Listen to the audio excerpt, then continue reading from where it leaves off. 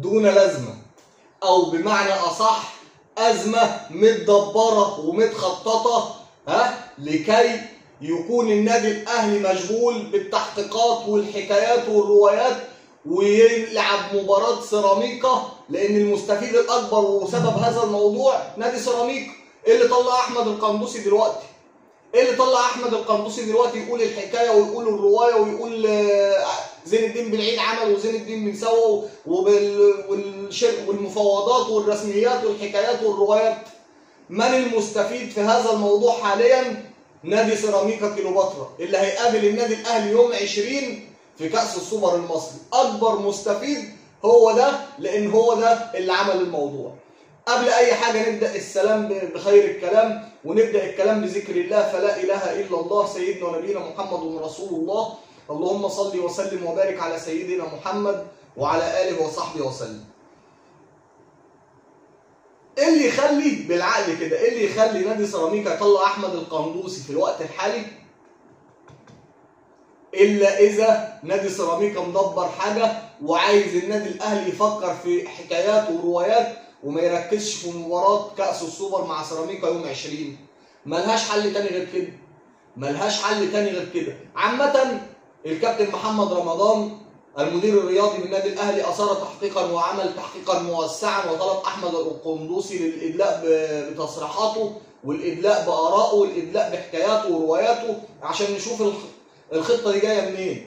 طيب انا عايز ارجعكم شويه لورا تفتكر معايا كلامي لما قلت اللي عمل وقت تتويج النادي الاهلي بدرع الدوري ده عامل عمل فهلوي، مش عايز اقول لفظ تاني، عمل فهلوي. ليه؟ لان خلى النادي الاهلي ولاعيبه النادي الاهلي ركزوا في الاحتفالات وركزوا في بطوله الدوري، واللي يتصور واللي يطلع واللي يعمل، وراحوا مباراه السوبر امام نادي الزمالك. ايه اللي حصل؟ ما كانوش شايفين قدامهم.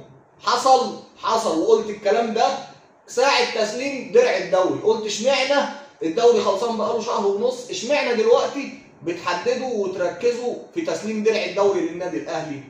الحكايه وراها ان، وارجع للفيديو السابق هتلاقي بص كل حاجه بالورقه والقلم وكل حاجه معمول حسابها. تمام؟ طيب احمد القندوسي، احنا بقالنا برضو شهر ونص قاعدين من غير، اشمعنى دلوقتي طالع تقول الكلام ده؟ اشمعنى دلوقتي طالع تقول الكلام ده؟ بالعقل وبالمنطق، بالعقل وبالمنطق.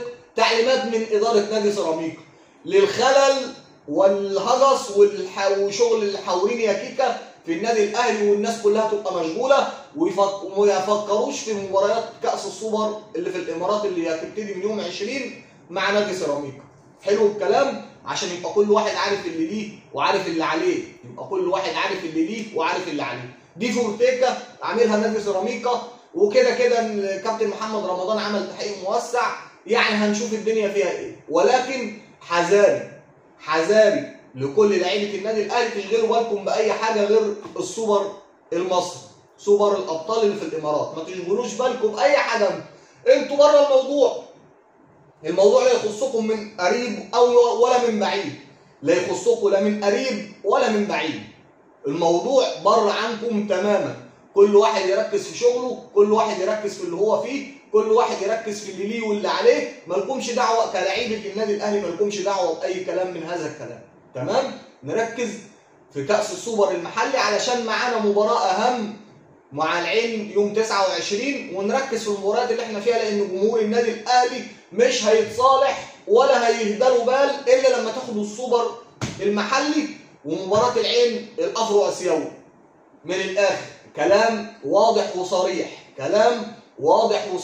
لا تشغل بالك بقى بتحقيقات ولا تشغل بالك بحكايات ولا تشغل بالك بروايات. انت في حالك وخليك مركز في الملعب، لان جمهور الاهلي مش هيقبل باقل من هذه البطولتين.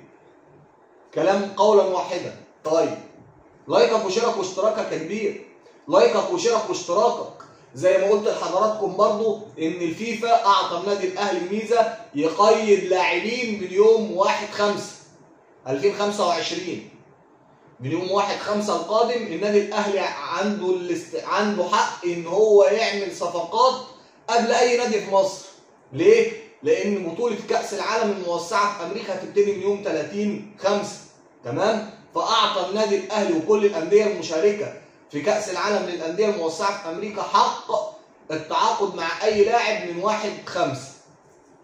ميزه كويسه وميزه حلوه. النادي الاهلي بقى يجمع ويعمل صفقات ضرب نار، علشان احنا مش عايزين تمثيل مشرف يا باشا، لا، احنا هنلعب مع كبار اوروبا، هنلعب مع كبار اوروبا. تمام؟ فيبقى انت لازم معاك صفقات من نار، صفقات جباره، تصرف شويه علشان اللي هتصرفه هيجيلك بالعقل وبالمنطق، اللي هتصرفه هيجيلك ويمكن اكتر. فبلاش بخل ويصرفوا حبه علشان النادي الاهلي يمتع الجماهير ويمتع عينينا ونشوف بطل افريقيا بيعمل عظمه في كاس العالم للانديه، بيعمل عظمه في كاس العالم للانديه. حلو الكلام؟ طيب فين لايك والشير والاشتراك يا رجاله؟ اضرب لايكك وشيرك واشتراكك، واتشرف بيكم، والقناه والله بتكبر بيكم، وكلكم فوق دماغي من فوق. اخبار يعني بص ضرب نار. زي ما قلت لحضراتكم، اللي عمل هذا الكلام وطلع احمد القندوسي في الوقت الحالي هو عايز يعمل فورتيكا في النادي الاهلي ويخلي اللعيبه مش مركزه، زي ما عملوا قبل كده وسلموا درع الدوري قبل مباراه السوبر الافريقي امام الزمالك قبلها باسبوع، علشان اللعيبه تفضل تحتفل وتفضل تهيص وتفضل تعمل وتفضل تسوي وما نركزش في المباراه. فكل واحد يا جماعه يعرف اللي ليه ويعرف اللي عليه، لان احنا كده جمهور الاهلي يعني بص مش شايفين قدامنا، مش شايفين قدامنا. فسيبكم من الحواديت، كلام للعيبه النادي الاهلي. سيبك من اي حوار، سيبك من اي مهرجان، سيبك من اي كلام، ركز انت في الملعب وركز في المباريات، لان لن نقبل، جمهور الاهلي لن يقبل الا بكاس السوبر المصري، ويا ريت يكون النهائي امام الزمالك، ولن يقبل الا بالفوز على نادي العين وتحقيق كاس الافرو اسيوي. حلو الكلام؟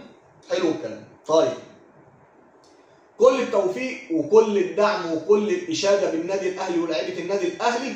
لازم تركزوا في الملعب، لازم تركزوا في الملعب. ما تحطش دماغك انت في حاجه شمال وحاجه يمين، ملناش علاقه بالكلام ده، ملناش علاقه بالكلام ده نهائي. تمام؟ علشان ما اطولش عليكم وعارف وقت حضراتكم، لايكك وشيرك واشتراكك، لايكك يا باشا وشيرك واشتراكك، بشكركم كلكم على دماغي من فوق، بشكركم، والسلام عليكم ورحمه الله وبركاته، وشكرا لكم.